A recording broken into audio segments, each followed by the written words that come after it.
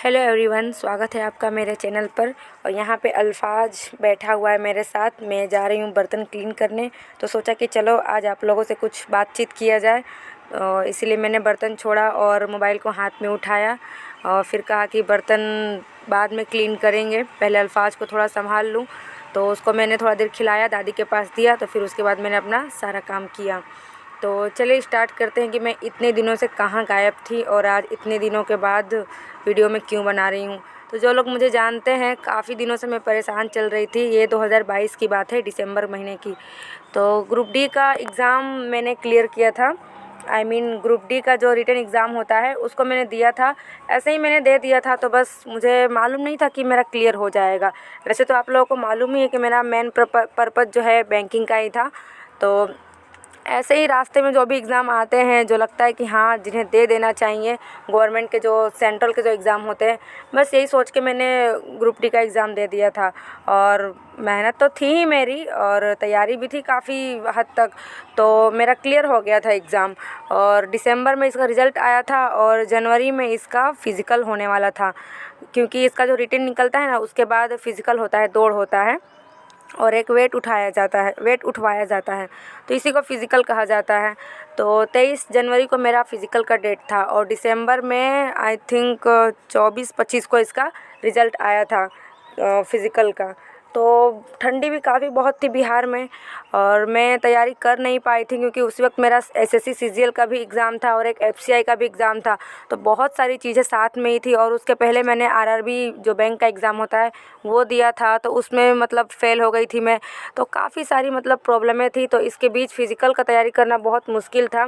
तो फिर भी मेरे हस्बैंड ने कहा कि नहीं, एग्ज़ाम क्लियर हुआ है तो फ़िज़िकल का तैयारी हमें करना चाहिए। तो इस चीज़ के लिए मैं, है ना, तैयारी मैंने किया भी था।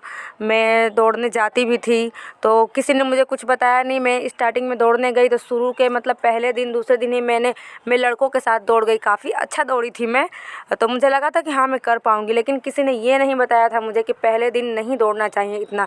हालांकि कोच के सामने मैंने दौड़ा था और कोच भी हायर किया था मैंने, लेकिन तो भी किसी ने ट्रेन नहीं किया और मैं अपना पैर लेकर बैठ गई। जब बहुत सालों के बाद आदमी दौड़ता है, इंसान दौड़ता है, तो पैरों में स्वेलिंग आ जाती है। पैर मतलब समझ रहे हैं आप मैं क्या कहना चाहती हूँ। तो वही सब मेरे साथ हुआ। तो दवा खा खा के, पेन किलर खा खा के मैं रनिंग करने जाती थी। बहुत कोशिश किया मैंने। फिर मैंने सोचा कि चलो चले जाते हैं, गुजरात चले जाते हैं, क्योंकि यहाँ बहुत ठंडी थी। तो फिर मैं अपने मायके चली गई। वहाँ भी काफ़ी दिनों तक परेशान ही रही मैं। फिर मैंने डॉक्टर को दिखाया, तो डॉक्टर ने एकदम मना कर दिया दौड़ने से, स्वेलिंग ज़्यादा हो गई थी मुझे। फिर भी मैंने कोशिश बिल्कुल नहीं छोड़ा। मैंने दवा खा खा के लगातार, जब तक मेरा फ़िज़िकल नहीं था, फ़िज़िकल के दिन भी मैंने दवा खाया था। और एग्ज़ाम मतलब मैं गई थी, चेन्नई गई थी अपना फ़िज़िकल देने के लिए। तो माशाल्लाह बहुत अच्छा मेरा फ़िज़िकल रहा था। मैंने वेट भी उठा लिया था, जिसकी मुझे बिल्कुल भी उम्मीद नहीं थी। प्लस में रनिंग भी मैंने बहुत अच्छे से कर ली थी। लेकिन ये बात हुई ना कि रनिंग का उन लोगों ने टाइम शो नहीं किया कि कितने टाइम से मैं रह गई। तो एट लास्ट मतलब छोड़िए वो सब बातें, मेरा फ़िज़िकल नहीं क्लियर हुआ। तो ये सब चीज़ें हो गई, जनवरी तक ख़त्म हो गई बातें। फरवरी में मतलब मेरा पैर ठीक हुआ 20-15 तारीख तक।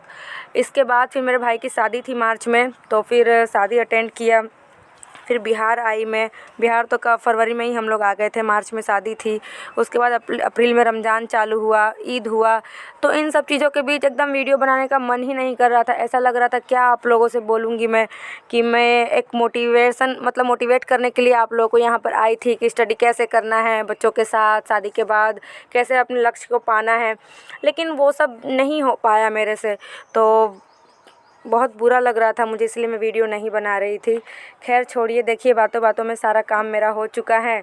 और काफ़ी वीडियो बनाने में भी मेहनत लगती है। आप लोगों ने देखा ही, मैं स्टैंड ऊपर लेकर गई थी, पहले अल्फाज को नीचे उतारा, फिर स्टैंड लेकर उतरी।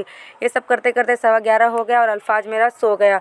और ये नोटबुक मैं आप लोगों को जस्ट रेफरेंस के लिए दिखा रही हूँ कि कैसे आपका बच्चा सो जाए तो उसके बाद आप पढ़िए, ना कि मोबाइल में कुछ जो इन्जॉयमेंट की चीज़ें होती है वो करिए। ये मेरे भांजे का नोटबुक था, तो मैं बस यही आप लोगों को दिखा रही हूँ। और उसके बाद मैं भी थोड़ा सा सो गई थी और 12:30 बजे तक अल्फ़ी आ गई। उसने ड्रेस देखिए खोलकर अल्फाज के पास ही फेंक दिया है।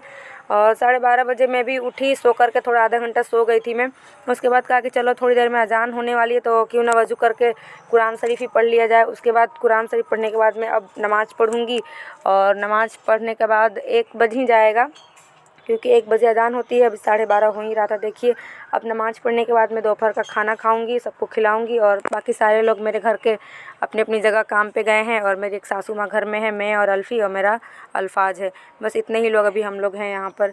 तो बस फ्रेंड्स, मैं आप लोगों को नेक्स्ट वीडियो में बताऊँगी कि अब मैं आगे क्या करने वाली हूँ और क्या नहीं करने वाली हूँ। तो अगर आप लोगों को मेरा ब्लॉग अच्छा लगा होगा तो एक लाइक ज़रूर करिएगा और अच्छा नहीं लगा होगा तो डिसलाइक ज़रूर करिएगा और कमेंट में ज़रूर बताइएगा कि मुझे आगे स्टडी करनी चाहिए या छोड़ देनी चाहिए अपनी इस जर्नी को। और फ्रेंड्स प्लीज़ कमेंट ज़रूर करिएगा। थैंक यू, बाय, दुआओं में याद रखिएगा।